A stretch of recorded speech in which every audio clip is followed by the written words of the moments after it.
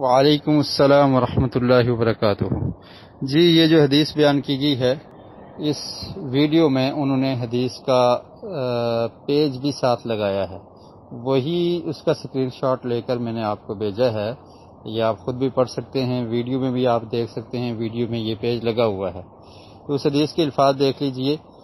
محمد بن حاتب فرماتے ہیں عن النبی صلی اللہ علیہ وسلم، نبی کریم صلی اللہ علیہ وسلم سے بیان کرتے ہیں کہ آپ نے فرمایا فصل ما بین الحلال والحرام الصوت والدف فی النکاح، کہ نبی کریم صلی اللہ علیہ وسلم سے روایت کرتے ہوئے فرماتے ہیں کہ آپ صلی اللہ علیہ وسلم نے فرمایا، یہ وہی ترجمہ ہے جو مشکات المصابیح سے وہاں پر لگایا گیا ویڈیو میں، وہ پڑھ کے میں آپ کو سنا رہا ہوں۔ تو آپ نے فرمایا کہ نکاح کے موقع پر نکاح کی تشہیر اور دف بجانا نکاح حلال اور حرام میں فرق کرتا ہے۔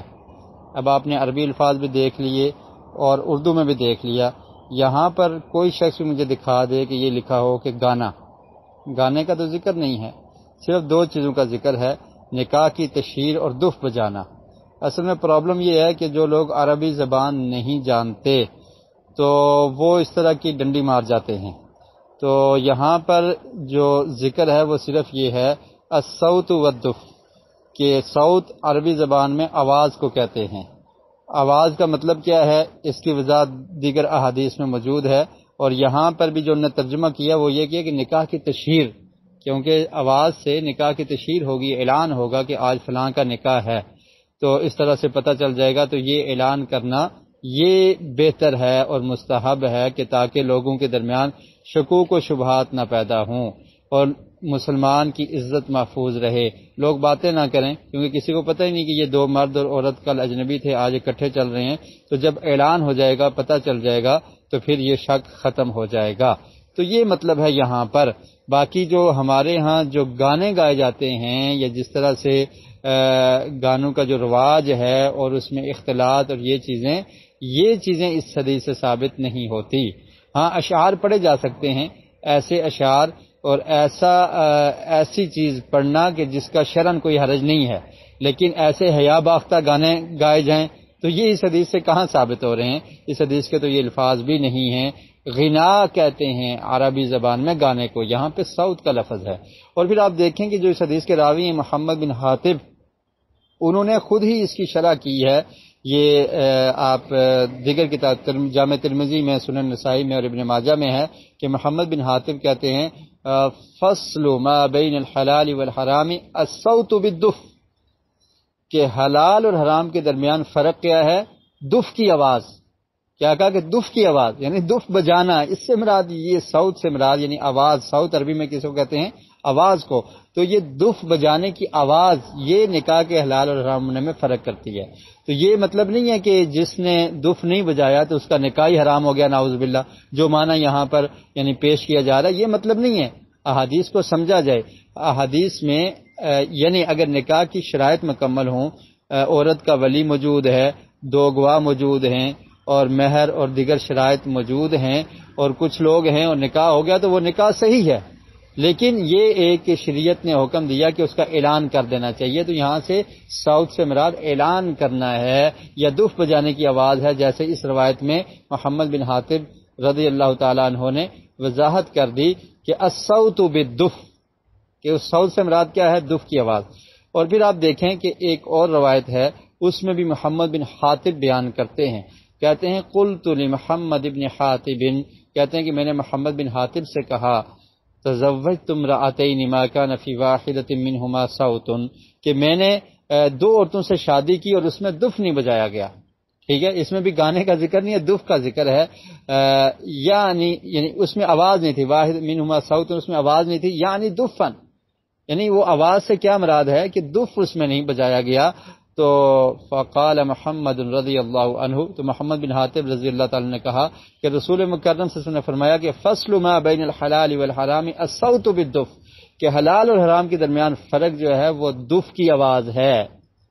اس سے گانا کہاں ثابت ہو رہا ہے؟ صوت بالدف یعنی دف کی آواز ہے۔ اور پھر حضرت عائشہ رضی اللہ تعالی عنہا سے مروی بھی ایک روایت ہے، اس میں بھی یہی فرمایا کہ اعلنوا ھذا النکاح، اس نکاح کا اعلان کرو، اس کی تشہیر کرو، لوگوں کو بتاؤ کہ آج فلاں کا نکاح ہے۔ اور پھر فرمایا وَاضْرِبُوا عَلَيْهِ بِالْغِرْبَالِ، کہ اس میں دف بجایا کرو۔ تو ان احادیث سے دف بجانا ثابت ہو رہا ہے، اور اس طرح کے جائز اشعار وغیرہ بھی شادی کا موقع ہے پڑھے جا سکتے ہیں، لیکن گانا جس کو ہمارے ہاں گانا کہا جاتا ہے، وہ گانا، یہ اس طرح کے حیا باختہ گانے، وہ اس سے ثابت نہیں ہو رہے۔ تو اس حدیث کا ترجمہ بھی آپ خود ہی دیکھ لیں، تو اس میں یہ ہے کہ تشہیر اور دف بجانا، پتہ نہیں کہاں سے گانے کا معنی اس حدیث کے اندر فٹ کر دیا گیا ہے۔ اللہ تعالیٰ ایسے لوگوں کو ہدایت نصیب فرمائے، کیونکہ جو لوگ عربی زبان سے واقف نہیں ہیں، یا جو حدیث سے اپنی طرف سے معنی اخذ کرنے کی کوشش کرتے ہیں، تو ان کی وجہ سے لوگ گمراہ ہو جاتے ہیں۔ یہ دیکھیں، ایک حدیث دوسری حدیث کی وضاحت کرتی ہے، تو اس کی وضاحت دیگر احادیث میں موجود ہے کہ الصوت سے مراد کیا ہے، الصوت بالدف، وہ دف کی آواز ہے۔ اور دف اور ڈھول میں فرق ہوتا ہے، یہ بات بھی سمجھنے کی ہے، دف اور ڈھول میں فرق ہوتا ہے۔ ڈھول پیٹنا اور اس طرح سے جو ہمارے ہاں عام پایا جا رہا ہے، یہ دف نہیں ہے، اور اس کی اجازت نہیں ہے۔ دف ہوتا ہے کہ ایک سائڈ سے وہ خالی ہوتا ہے، اور جیسے آپ بڑی کوئی پرات سمجھ لیں، اس کو اگر تھوڑا سا ماریں تو اس سے جو آواز پیدا ہوتی ہے، ایک طرف اس کا چمڑا لگا ہوتا ہے اور دوسری طرف سے وہ خالی ہوتا ہے۔ تو یہ اس حدیث کا مطلب اور معنی اور مفہوم ہے۔ اللہ تعالی ہمیں صحیح معنوں میں احادیث کو سمجھنے کی اور ان پر عمل کرنے کی توفیق نصیب فرمائے۔